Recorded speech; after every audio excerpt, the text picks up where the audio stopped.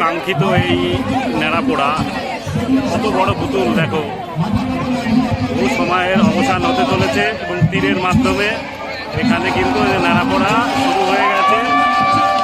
তোমরা দেখতে পাচ্ছ, কাছ থেকেই দেখাচ্ছি।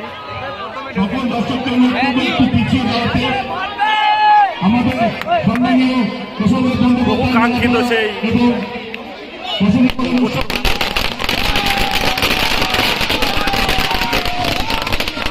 আলোকসজ্জায় হয়ে গেছে, মানুষ এখানে সমাগম হয়েছে সেই অশুভ শক্তি